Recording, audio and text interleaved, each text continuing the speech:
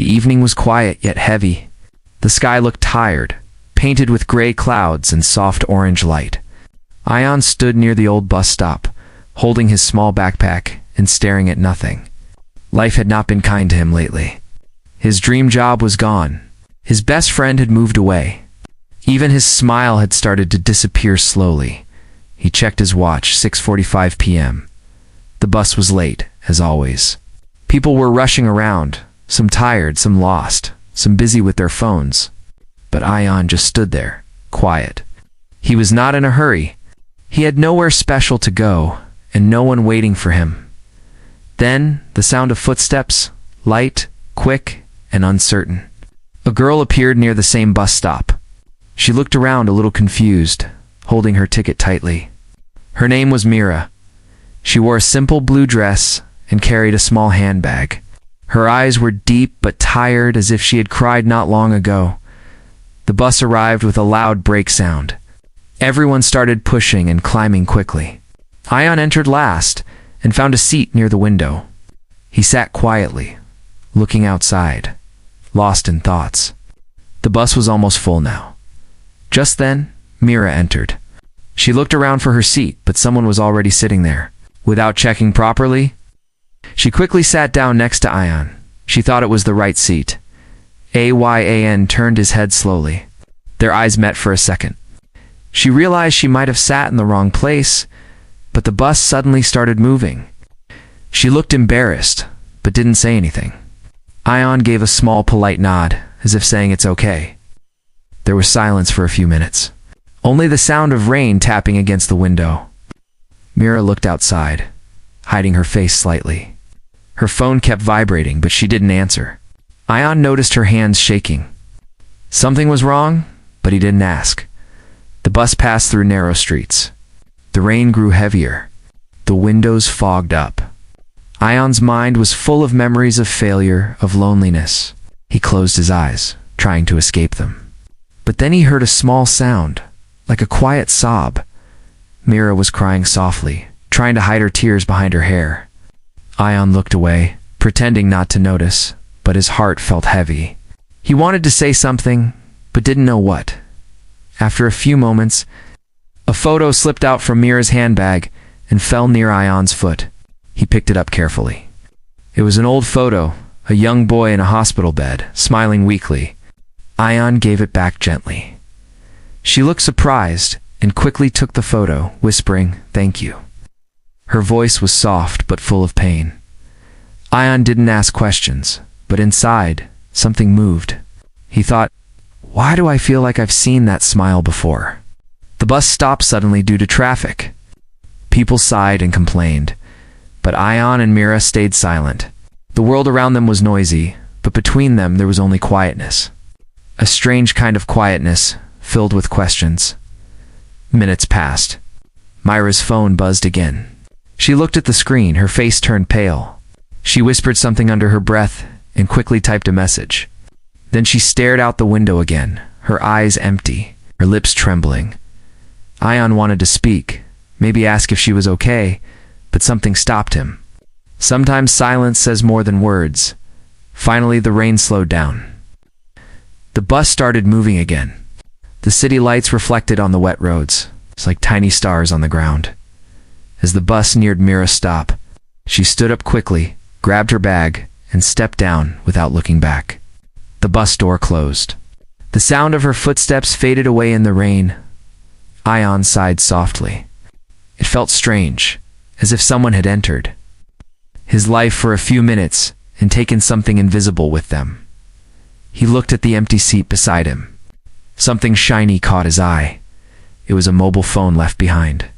Mira's phone. Ayan picked it up slowly. The screen was cracked, but one notification glowed. Hospital urgent.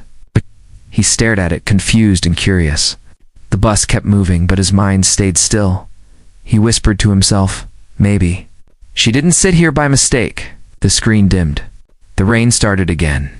And in that small, moving bus, destiny had quietly begun its work.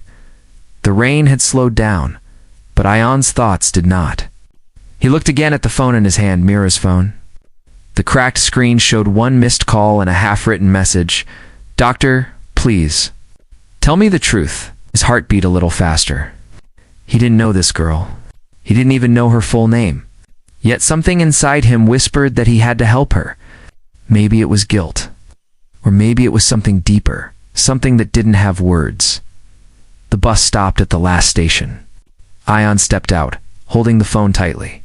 The streetlights flickered, and the smell of wet earth filled the air. He stood there, unsure what to do next. Should he give the phone to the driver? Or wait, hoping she'd come back? He decided to wait. Minutes turned into half an hour, but no one came. The rain began again, light and cold. Finally, he turned on the phone, hoping to find a contact. The wallpaper made him stop. It was the same boy from the photo, smiling weakly, wearing a hospital wristband. The background showed white walls and oxygen tubes. Ayan felt something heavy in his chest. The same kind of sadness he used to feel years ago, the kind that never really leaves you, he whispered.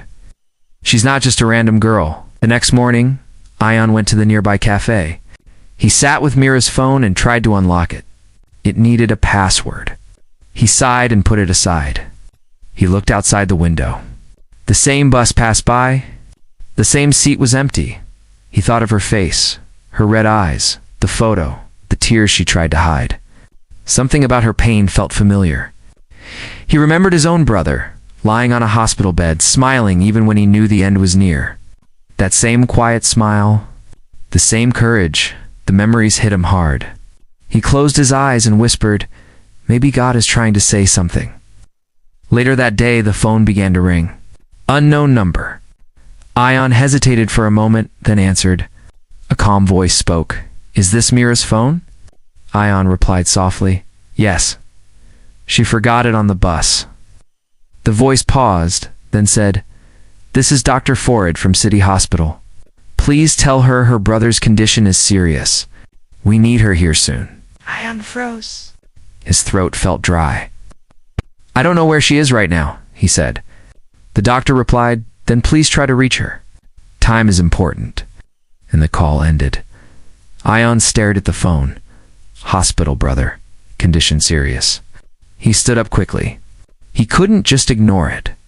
City Hospital was not far.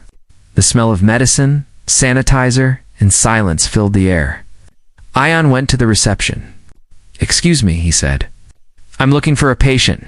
Maybe a boy named... I don't know his name, but his sister's name is Mira." The nurse looked at him strangely. "We have a Myra here. Her brother is in ICU, room 27. Ion walked slowly toward the corridor. He stopped near the glass door. Inside, Myra sat beside a hospital bed holding a young boy's hand. Her eyes were swollen from crying. The boy looked pale, but peaceful. Machines beeped softly beside him. Ion didn't go inside. He just stood outside, watching quietly. After a few minutes, Mira turned her head and saw him through the glass. Her eyes widened in surprise. She stood up and came out. "You," she said in disbelief. "What are you doing here?" Ion held out her phone. "You left this yesterday. I thought you might need it." Mira took it silently. Her hands were trembling. "You shouldn't have come," she said, her voice cold, but weak. "I'm sorry," Ion replied softly, "but I heard the doctor's call. I just wanted to make sure you're okay." Her eyes filled with tears again. She turned away, whispering, "He's my little brother. He's all I have left." Ion didn't know what to say. He wanted to comfort her, but words felt small. Finally, she whispered, "You don't understand. I prayed for help last night. I asked God to send someone, and then you came." Ion looked at her, confused, speechless, but deeply moved. The rain started again outside the hospital window. Mira looked up, whispering to herself, "Maybe it wasn't a mistake after all." Ion just stood there, staring at her, feeling that something powerful, something divine had just begun between them. The rain outside the hospital had slowed to a gentle drizzle. The city lights blurred through the window, painting the white floor with moving shadows. Ion stood quietly near the corridor, watching Mira talk to the doctor. Her face looked calm, but her eyes were full of storms. When she came out, she didn't say a word. She just nodded slightly, a small thank you without sound. Ion understood. Sometimes silence carries more meaning than 100 words. He watched her walk away, her footsteps soft and unsure. Something inside him didn't want her to disappear again. Maybe it was care. Maybe it was fate. He couldn't explain it, but he knew their paths weren't ending here. Later that night, Ion sat in his small rented room. The sound of rain mixed with the ticking clock on the wall. He couldn't stop thinking about Myra and her brother. He opened his old notebook and tried to write something like he always did when his mind was heavy. But every word turned into her face, the way she looked at the window, the tears she tried to hide. He sighed, closed the book, and stared at the ceiling. "Why do I feel like I'm supposed to help her?" he whispered. He picked up his phone and stared at Mira's number. He hadn't saved it, but it stayed on his call log. He wanted to text, to ask if she was okay, but he stopped. What if she thinks I'm interfering? He put the phone away. Just then, his phone buzzed. A message appeared from an unknown number. It said, "Thank you for returning the phone. My brother is still fighting. Please pray." It was from Mira. Elias smiled faintly. He typed back, "He'll get better. Don't lose hope." No reply came, but somehow he felt peace. Days passed. Ion went back to work a small desk job at a travel agency, but his heart was elsewhere. Every day at lunch, he found himself looking toward the hospital's direction. Every time his phone buzzed, he wished it was her. One evening, while walking home, he saw someone sitting alone on a bench near the hospital gate. The blue dress, the tired eyes, it was her. Mira, she was staring at the ground. Lost in thought, Ion hesitated, then walked closer. "You shouldn't be sitting here in this weather," he said softly. She looked up, surprised. "You again?" she said, almost smiling. He sat beside her quietly. "I was just passing by," he said. It was a lie, and she probably knew it. For a few minutes, neither spoke. The sound of cars and light rain filled the silence. Then she whispered, "He's not improving." Ion turned toward her. "The doctors are trying their best." "I know," she said softly, "but sometimes it feels like God has stopped listening." Ion looked at her face, pale and hopeless. "Maybe he's silent because he's working," he said. "Sometimes answers come late, but they come." Mira looked at him for a long moment. "You really believe that?" He nodded. "I have to. I lost my brother once. I couldn't save him. But maybe helping someone else is how I find peace now." Mira's eyes softened. She looked down at her hands. "Maybe we met for a reason," she said quietly. Ion smiled faintly. "Maybe we did." The next morning, Mira called him. Her voice trembled. "The doctor said we need a blood donor, rare type. It's hard to find." Ion didn't even think. "What type?" he asked. "B negative," she said. He froze for a moment. That was his blood type. Rare? Yes, but it was his. "I'll come right now," he said. Mira tried to protest. "No, you've done enough," he interrupted. "Please, let me." At the hospital, Ion filled the form and rolled up his sleeve. As the needle went in, he looked through the glass window. Mira was there, watching him, tears in her eyes. He smiled weakly, whispering, "See, God hasn't stopped listening." When it was done, the nurse thanked him. Ion felt dizzy, but calm. He looked at Mira again. Her lips moved silently. "Thank you," for the first time in years. He felt his pain lifting, like the rain outside had finally washed something away. That night, as he walked home under the streetlights, he thought about everything. A girl who sat beside him by mistake, a lost phone, a hospital, and a bond that made no sense, yet felt destined. He looked at the sky, whispering maybe. She was never a mistake. The wind carried his words away. The stars shone faintly through the clouds. And far away, inside the hospital room, Mira looked at her sleeping brother and smiled for the first time in weeks. because now she finally believed that help doesn't always come from prayers. Sometimes it comes from strangers sent by God. The sun rose pale and soft the next morning. The hospital looked quieter than usual, almost peaceful. Ion walked through the gate with a cup of tea in his hand. His arm still hurt a little from yesterday's blood donation, but his heart felt strangely light. He had promised himself he would not visit again. He had already done enough. But something inside kept pulling him back. A quiet voice that whispered, "Don't leave yet." When he reached the waiting area, Mira was there, sitting on a metal chair. Her hair was tied loosely, her eyes red from lack of sleep. She looked up and froze for a second when she saw him. "You came again?" she said softly. Oya smiled. "I was just passing by." She shook her head lightly. "You're a very bad liar." He laughed quietly. "Maybe, but I brought tea." Mira stared at the cup for a moment, then took it with both hands. "Thank you," she whispered. "I didn't even realize how tired I was." They sat in silence. The sound of machines and distant footsteps filled the air. After a while, Mira spoke, her voice trembling. "He's still not waking up. The doctors say he's stable, but weak. They don't know when he'll open his eyes." Ion looked at her carefully. "He will. You just have to believe that." She smiled faintly. "You talk like someone who has seen too much pain." He didn't reply. He just looked away. Myra placed the cup down and said quietly, "I wasn't always like this, you know. I used to be happy. I had plans. But life has a strange way of changing everything in one day." Ion turned his head toward her. "What happened?" She hesitated, then took a deep breath. "It was an accident. My parents, they both died 3 years ago. Since then, it's just been me and my brother Imran. He was only 16 then. I promised them I'd take care of him. I did everything I could, small jobs, part-time work, even night shifts. But last month, he fell sick. The doctor said his heart was weak. Now, every day feels like I'm losing him a little more." Her eyes filled with tears again, and I can't do anything about it. Ion listened quietly. His chest tightened. The pain in her voice sounded too familiar. He finally spoke. "You know, when I lost my brother, I stopped believing in everything people, prayers, even God. But somehow meeting you made me realize that maybe pain connects us for a reason."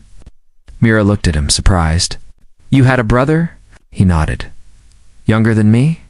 "He loved drawing, just like your brother. A car accident took him away. I wasn't even there that day. I never forgave myself." Myra's expression softened. For a moment, they both sat quietly, two broken souls, sharing one silence. Later that evening, Ion stayed to help. He went to the pharmacy, collected medicines, and even brought food Mira hadn't eaten in 2 days. She watched him move around and felt something she hadn't felt in months. "Warmth? Why are you helping me so much?"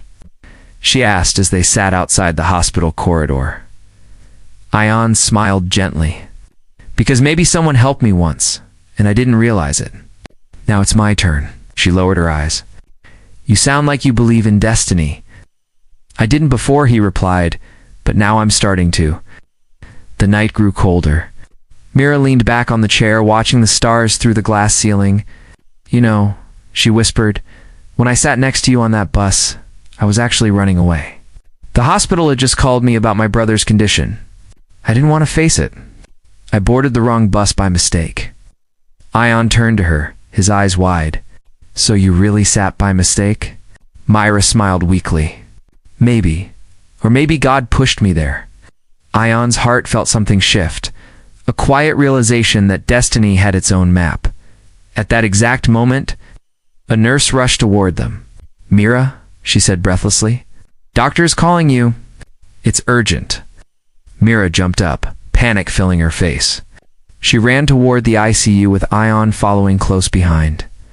Inside the room, alarms beeped loudly. Doctors surrounded Imran's bed. Mira's heart pounded. "What's happening?" she cried. The doctor looked up seriously. "We need an emergency donor again immediately, or we'll lose him tonight." Mira froze. Her eyes filled with terror. Ion felt his heart stop. He whispered to himself, "Maybe this is why God brought me here." The machines beeped faster. The rain began to fall again outside, and fate was about to test both of them one more time.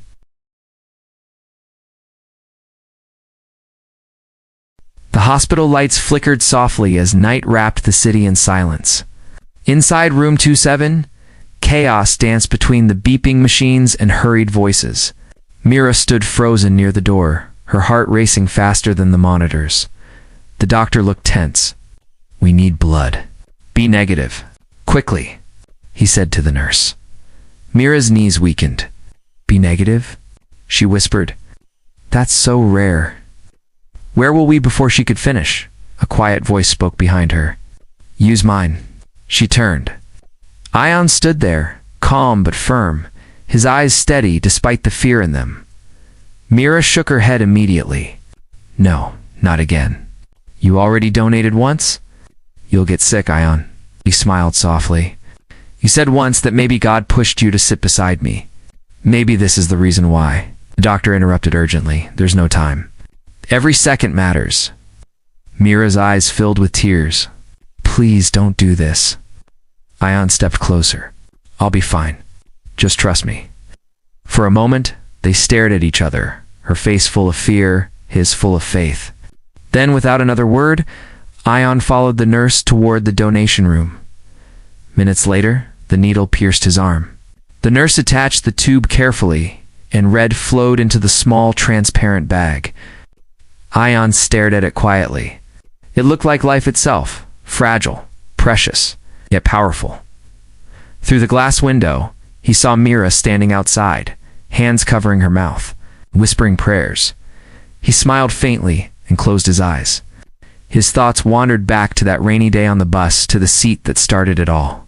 He whispered in his heart, "Maybe this is what my brother would have wanted me to do." He remembered his brother's voice from long ago. "Ion, if you ever get a chance to help someone, don't think twice." He was finally listening. An hour later, the doctor came out of the ICU. His face looked serious but calmer. Mira ran toward him. "Is he?" The doctor smiled gently. "He's stable now. We managed to save him. You were lucky to have a matching donor." Mira's eyes filled instantly. She turned toward the hallway, but Ion wasn't there. She panicked. "Where is he?" The nurse pointed toward the next room. "He's resting. He fainted after the donation." Mira rushed in. Ion lay on a hospital bed, pale but breathing steadily. His arm was bandaged, his lips slightly dry. She sat beside him and held his hand. "You're crazy," she whispered, tears falling quietly. "You don't even know us. Why would you do this?" He opened his eyes slowly and smiled. "Because sometimes helping someone is the only way to feel alive again." She shook her head, crying harder. "You could have died," he chuckled weakly. "At least it would have been for a reason." Mira pressed her hand against his. "Don't ever say that again." Hours passed. The rain outside softened into mist. Mira dozed off beside his bed, her hand still holding his. When Ion woke up later, he saw her sleeping peacefully for the first time. He smiled, whispered a small prayer, and closed his eyes again. By morning, light slipped through the curtains. Mira woke up, realizing she had fallen asleep on his shoulder. She quickly sat up. "I'm sorry," she said softly. Ion smiled. "You needed rest more than I did." Mira looked down shyly. "You've done too much for me already." He shook his head. "No, Mira. Maybe this isn't about doing too much. Maybe it's about doing what's right." She sighed deeply. "You still believe this was God's plan, don't you?" "Yes," he said simply. "Because every time I tried to walk away, something brought me back. The bus, the phone, your brother, this hospital. How can all of that be just a coincidence?" Mira stared at him, silent. For the first time, she felt something warm replace her sadness. Faith. Later that afternoon, the doctor came to check on both of them. "Good news," he said. "Imran's heart is responding well. He'll recover slowly, but he'll live." Mira closed her eyes in relief, whispering, "Thank you, God." The doctor looked at Ion and smiled. "You gave him a second chance. You're lucky to be a match." Ion nodded weakly. glancing at Mira. "No," he said softly. "Maybe I'm the lucky one." Mira turned toward him, tears shining again. "You're not a mistake, Ion," she whispered. "You're a miracle." Outside, the rain finally stopped. The sky turned golden as the sun broke through the clouds, quiet, warm, and full of promise. And in that small hospital room, two strangers who met by mistake realized that faith, once tested, becomes stronger than fear. The morning sun spilled gently through the hospital windows. Everything looked softer. The white walls, the curtains, even the air felt lighter. Mira walked quietly down the hallway, holding 2 cups of tea. One for her brother, one for a Y.A.N. It had been 3 days since the surgery. Imran was awake now, smiling again, his voice weak but full of life. Every time she saw him breathe, Mira's heart whispered a thank you. But every time she looked at Ion, something inside her whispered something else, something deeper. When she entered the room, Ion was sitting by the window, staring outside. His arm was still wrapped in a bandage, but his face looked peaceful. "You're up early," Mira said softly. He turned and smiled. "Couldn't sleep." The sunrise looked too beautiful to waste. She handed him the cup. "You and your poetic lines," she teased gently. He took it and laughed quietly. "I only say what I feel." They sat silently for a while, sipping their tea. The world outside was waking up, the sound of birds, car horns, and life returning. Then Mira said, "You know, Imran wants to meet you properly. He says you're his hero now." Ion smiled. "No, I'm not a hero. Just someone who was in the right place at the right time." Mira looked at him with soft eyes. "That's what you always say. But I think it's more than that." Later that afternoon, the doctor called both of them into his office. "There's something you should know," he said seriously. Mira frowned. "Is everything okay?" The doctor nodded. "Yes, everything's fine. But while checking the blood records, I found something unusual." Ion and Myra exchanged puzzled looks. The doctor continued. "Ion, your donation saved Imran's life. But there's something strange. Years ago, another blood donation saved Imran during an earlier treatment. That donor's file had the same surname as yours." Ion blinked. "What?" The doctor handed him the old record. "It was your brother, Rihan Ion. He donated to the blood bank 2 years before he passed away. That same donation was used for Imran's first operation last year." Silence filled the room. Mira covered her mouth in shock. Ion froze, the paper trembling in his hands. "My brother?" he whispered. "Rehan helped Imran, even after he was gone?" The doctor nodded gently. "Seems so. Sometimes life connects people in ways we can't explain." Ion's eyes filled with tears. For years, he had blamed himself for not saving his brother, but now, his brother had saved someone else's life. Mira reached out, holding his hand. "Your brother's blood saved my brother, and now, you saved him again." Tears rolled down her cheeks. "Ion, this isn't luck. This is something bigger." Ion looked at her, his voice breaking. "All this time, I thought I lost Rehan for nothing. But maybe he was still doing good even after death." That evening, they visited the small hospital chapel. The candles flickered gently in the dim light. Mira and Ion knelt side by side, heads bowed. Mira whispered, "Sometimes I ask God why I lost everything. Why he took my parents. Why he made Imran sick. I never got an answer. Until now," Ion said softly, "and I asked him why he took Rehan away. I think we both got our answers today." They looked at each other, strangers no more, bound by pain, faith, something divine. When they stepped outside, the world smelled of rain again. The same kind of rain that had first brought them together. Mira looked at him and smiled. "You know, when I sat beside you that day, I was crying because I thought God had forgotten me. And now?" Ion asked quietly. She took a deep breath. "Now I know he was listening. He just sent you instead." Ion smiled gently, his eyes shining. "And maybe he sent you to remind me what faith feels like." Days turned into weeks. Imran got stronger, Life slowly returned to normal. But nothing was really the same. On a quiet Sunday morning, Mira and Ion visited the bus stop where everything had begun. The same bench, the same seat, the same silence. Mira ran her fingers across the metal seat and said softly, "This is where destiny started working." Ion nodded. "She sat by mistake." Mira completed the line with a small smile. But he realized God had brought her there for a reason. They both laughed gently, their eyes full of gratitude, as the bus drove past. The wind carried their laughter away. Two souls, who once sat by chance, now forever connected by purpose.